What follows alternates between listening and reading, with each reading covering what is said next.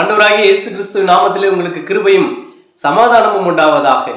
இயேசு ஆராதிக்கப்பட்ட அல்லது இயேசு தொழுது கொள்ளப்பட்ட 6 இடங்களை குறித்து நாம் பார்க்கவிருக்கிறோம்.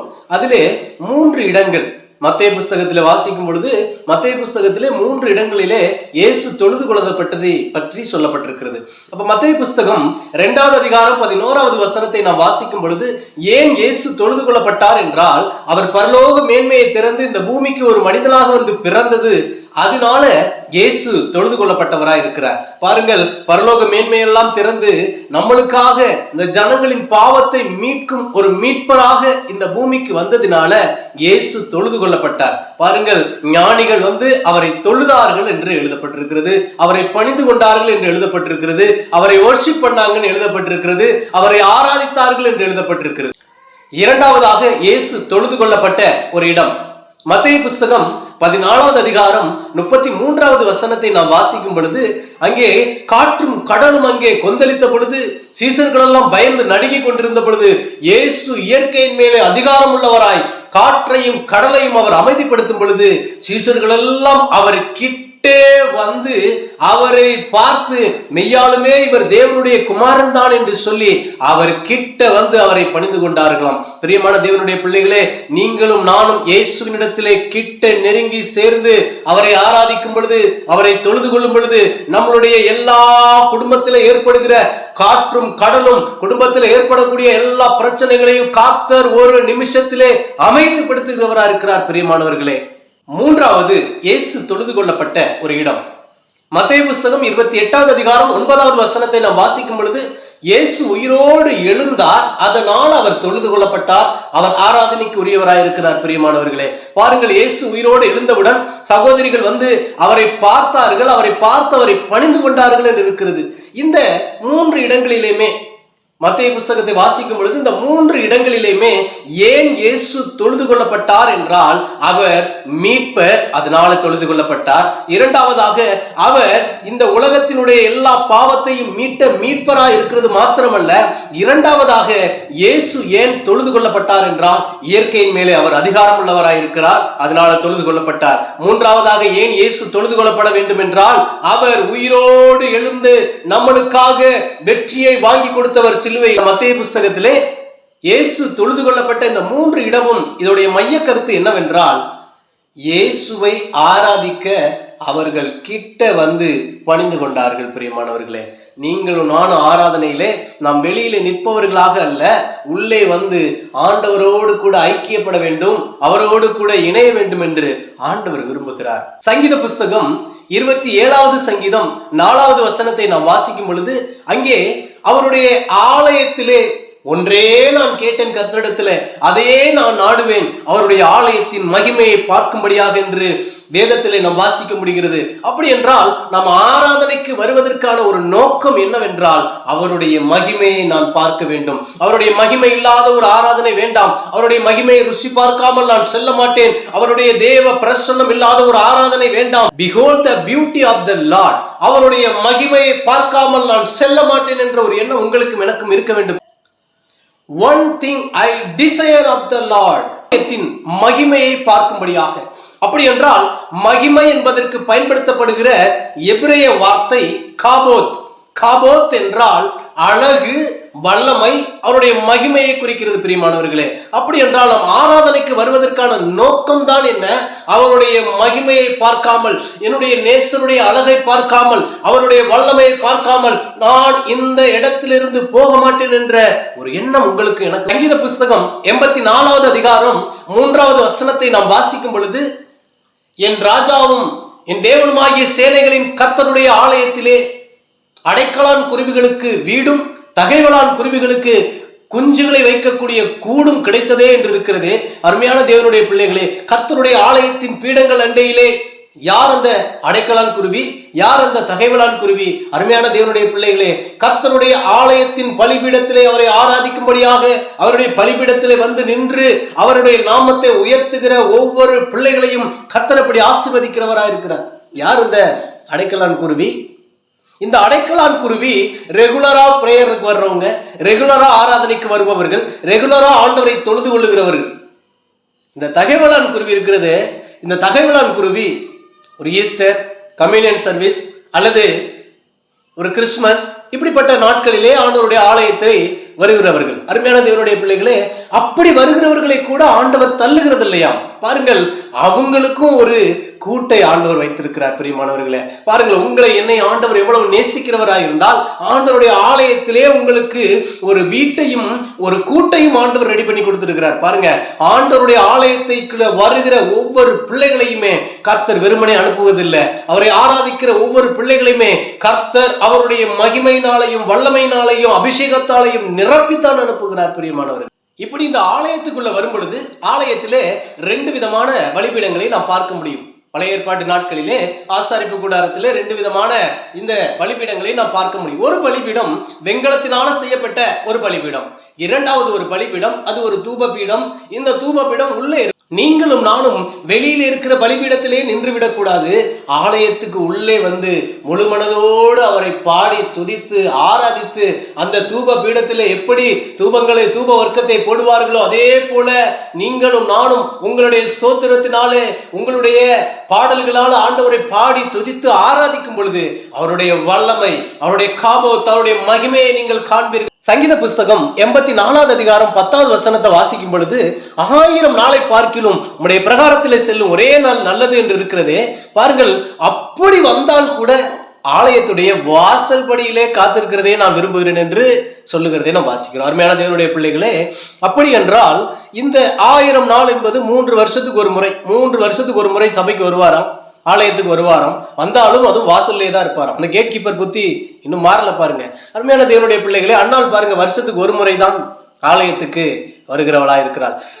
நம்மளையும் சில பேர் கூட இப்படி ஆலயத்துக்கு வருஷத்துக்கு ஒரு முறை, ஒரு கம்யூனியன் சர்வீஸ் மாசத்துக்கு ஒரு முறை, அல்லது ஒரு ஈஸ்டருக்கு, ஒரு கிறிஸ்துமஸ்க்கு, அல்லது ஒரு நியூ இயர் சர்வீஸ்க்கு வருகிறவர்களால் கூட இருப்போம். அருமையான தேவனுடைய பிள்ளைகளே, ஆண்டவர் பாருங்க, அவர் பிறந்த செய்தியை கேள்விப்பட்ட உடனே ஞானிகள் கிட்டத்தட்ட 2 ஆண்டுகள் பிரயாணம் பண்ணி அவர்கள் வருகிறார்கள். அவங்க இரவு நேரங்கள்ல தான் அவரால் பிரயாணிக்க முடியும். பகல் நேரம் நட்சத்திரம் தெரியாது, பகல் நேரம் பிரயாணிக்க முடியாது. பாருங்கள், இரவு நேரத்துல வானத்தை பார்க்கணும், நட்சத்திரத்தை பார்க்கணும், கீழே தரையை பார்க்கணும். நட்சத்திரத்தை பார்க்கணும், கீழே தரையை பார்க்கணும். எந்த நாடு என்று தெரியாது, எந்த தேசம் என்று தெரியாது, எந்த ஊர் என்று தெரியாது. ஆனாலும் கர்த்தரை ஆராதிப்பேன், அவருடைய முகத்தை பார்ப்பேன், அவரை கிட்டி சேர்வேன் என்ற எண்ணம் அவர்களுக்கு இருந்ததுனால அவங்க எந்த அளவுக்கு டிராவல் பண்ணாங்க. They had traveled more than 2 years for the night. அவர்களை ஏன் ஞானிகள் என்று வேதம் சொல்லுகிறது தெரியுமா? ஏனென்றால் ஒரு ஆராதனையுடைய வேல்யூ என்னன்னு அவனுக்கு நல்லா தெரியும். ஆனா நாம் அப்படி இல்லையே. ஆராதனைக்கு எவ்வளவு லேட்டா வர முடியுமோ அவ்வளவு லேட்டா வருவோம். வேதம் ஏன் அவர்களை ஞானிகள் என்று சொல்லுகிறது? அவர்களை பார்த்து வேதம் சொல்லுகிறது வாய்ஸ் மேன் மேகிஸ் என்று சொல்லுகிறது. வேதம் அவர்களை தெளிவாய் சொல்லுகிறது. அந்த குழந்தையை வந்து தொழுது கொண்டார்கள், he worshipped, அந்த குழந்தையை ஆராதித்தார்கள் என்று இருக்கிறது. ஆராதனை என்பதற்கு பயன்படுத்தப்படுகிற எபிரேய வார்த்தை அபோதா, ABODA, அபோதா. புதிய ஏற்பாட்டிலே பயன்படுத்தப்படுகிற இந்த கிரேக்க வார்த்தை, புதிய ஏற்பாடு வேதம் முழுவதும் கிரேக்க வேதாகமத்தை கிரேக்க மொழியில் எழுதியிருக்கிறதுனால கிரேக்கத்துல ஆராதனைக்கு பயன்படுத்தப்படுகிற கிரேக்க வார்த்தை லாட்ரியா, அபோதா. இந்த லாட்ரியா, காபோத் இவையெல்லாம் இதோடைய மைய கருத்து என்னவென்றால் அவருடைய மகிமையை பார்ப்பேன், அவரை கிட்டி சேர்வேன். பிரியமானவர்களே, வந்த ஞானிகள் வெளியிலே நின்று விடவில்லை, அவர்கள் உள்ளே வந்து அந்த குழந்தையை பைபிள்ல ஜெபம் என்று சொல்லுகிறோமே, இந்த ஜெபத்துக்கு பயன்படுத்தப்படுகிற கிரேக்க வார்த்தை புரோசகே. புரோசகே என்றால் விஷிங் டு த நியர், ஆண்டவரோடு கூட நெருங்கி சேர்வது, கிட்டி சேர். காபோத், அபோதா, லாட்ரியா, புரோசகே, இப்படிப்பட்ட எபிரேய கிரேக்க வார்த்தைகளுடைய மைய கருத்து என்னவென்றால் ஒன்றே ஒன்றுதான். I want to near my God, wishing to the near. என் அப்பாவை நான் கிட்டி சேர்வேன். அப்படி என்றால் ஆராதனைக்கு வந்தால் என் ஆண்டவரை நான் நெருங்கி சேர்வேன் என்ற ஒரு எண்ணம் உங்களுக்கும் எனக்கும் வர வேண்டும். பிரியமானவர்களே, எது ஆராதனை? என் தேவனாகிய கர்த்தர் என்னை சந்திக்க நான் ஆயத்தப்பட்டு அவருடைய பிரசன்னத்தால் நிரம்புவேன். பிரசன்னம் இல்லாத ஒரு ஆராதனையாக இருக்க முடியாது. பிரியமானவர்களே, தேவ பிரசன்னத்தை உணர்ந்த ஒரு மனிதன் தான் சொல்ல முடியும், நான் என் ஆண்டவரை நெருங்கி சேர்ந்திருக்கிறேன். யோவான் சுவிசேஷம் 10வது அதிகாரம் 9வது வசனத்துக்கு வரும் பொழுது, நானே வாசல், என் வழியாய் உள்ளே பிரவேசிக்கிறவன் உள்ளும் புறமும் சென்று நல்ல மேய்ச்சலை கண்டடைவான் என்று இருக்கிறதே. எப்படி ஒரு ஆட்டுக்குட்டி வயலில் இறங்கி செடிகளை மேய்ந்து கொள்ளுமோ, அதே போல ஆலயத்துக்குள்ளே வரும் பொழுது, அவருடைய பலிபீடத்தில் நிற்கும் பொழுது தேவ பிரசன்னத்தோடு நான் ஆராதனை எடுப்பேன். தேவ பிரசன்னத்தை உணர்ந்து ஆண்டவரை துதிப்பேன். தேவ பிரசன்னத்தை உணர்வேன். அவருடைய மகிமையை ருசி பார்ப்பேன் என்று சொல்ல வேண்டும் பிரியமானவர்களே. அதுதான் ஆராதனையா இருக்க முடியும். பொதுவாக பாருங்கள், ஆலயத்தில் வரும் பொழுது அங்கே மாம்சத்தை அவர்கள் விறகுனால எரிக்கும் பொழுது அந்த மாம்சத்தை என்ன பண்ணுவார்கள் என்றால், அதை ஒரு முள் குரடினால திருப்பி போடுவார்கள். ஏனென்றால் ஒரு பக்கம் மாம்சம் வெந்திருக்கும், இன்னொரு பக்கம் வேகாத இருக்கும். அப்படி வேகாத பக்கத்தை அவர்கள் என்ன செய்வார்கள் என்றால், முள் குரடை வைத்து திருப்பி போடும் பொழுது அந்த வேகாத பக்கமும் வேகும். பிரியமானவர்களே, அருமையான தேவனுடைய பிள்ளைகளே, அப்படி என்றால் எது ஆராதனை? நான் சிலுவை அண்டே வந்து, கல்வாரி சிலுவை அண்டே வந்து, என்னிடத்துல வேகாத பக்கங்கள் என்ன உண்டு ஆண்டவரை, என்னிடத்துல விட்டு கொடுக்க முடியாத காரியங்கள் என்ன உண்டு, உமக்கு பிரியமில்லாத காரியம் என்ன உண்டு என்று சொல்லி ஆண்டவரிடத்திலே அர்ப்பணித்து வேகாத பக்கத்தையும் அவருடைய இரத்தத்தினால கழுவி சுத்தப்படுத்துவதுதான் ஆராதனையா இருக்க முடியும். பிரியமான எபேசியர் புஸ்தகம் 5வது அதிகாரம் 26வது வசனத்தை நாம் வாசிக்கும் பொழுது, தண்ணீராகிய திருவசனத்தை கொண்டு சுத்திகரிக்கிறதை குறித்து எழுதியிருக்கிறது பிரியமானவர்களே. அப்படி என்றால் தேவனுடைய பிரசன்னத்தை கொண்டு, அவருடைய மகிமையை கொண்டு, அவருடைய வல்லமையை கொண்டு நீங்களும் நானும் சுத்திகரிக்கப்பட வேண்டும். முதலாவது, இயேசுவுக்குள்ளே நான் நுழைகிறேன். ஆராதனை என்றால் என்ன? இயேசுவுக்குள்ளே நுழைகிறேன். இரண்டாவது, சிலுவையண்டை வந்து வேகாத பக்கத்தையும் வேக வைக்கும்படியாக ஆண்டவருடைய சமூகத்திலே ஒப்புக் கொடுக்கிறேன். மூன்றாவது, அவருடைய பிரசன்னத்தினால நிரம்பி வெளிச்சத்திலும் நான் வெளிச்சம் காண்கிறேன். ஆசாரிப்பு கூடாரத்திலே 7 அகல்கள் கொண்ட குத்துவிளக்கு இருக்கிறது.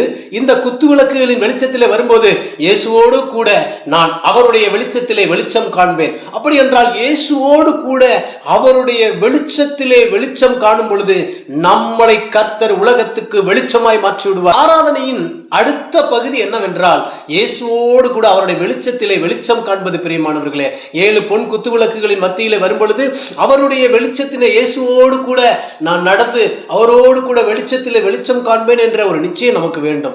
வலது புறத்திலே சமூகத்து அப்பத்து மேஜை இருக்கும். இந்த மேஜையிலே 6 அப்பங்கள் தேவனுக்கும் 6 அப்பங்கள் தேவனுடைய மனிதனுக்கும் இருக்கும். பிரியமானவர்களே, அருமையான தேவனுடைய பிள்ளைகளே, அப்படி என்றால் இந்த 6 அப்பம் எதை குறிக்கிறது? தேவனோடும் மனிதனோடும் உள்ள உறவை குறிக்கிறது.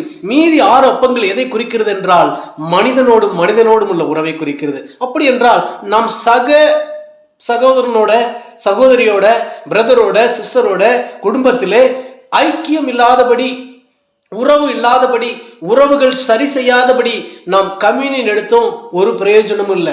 அப்படி என்றால் நாம் மற்றவர்களோடு ஐக்கியப்பட்டு ஆண்டவருடைய ஆராதனையில கலந்து கொள்ள வேண்டும். மற்றவரோடு கூட ஐக்கியப்பட்டு கர்த்தருடைய திருவிருந்திலே கலந்து கொள்ள வேண்டும். பிரியமானவர்களே, விட முடியாத பாவங்களை விட வேண்டும்.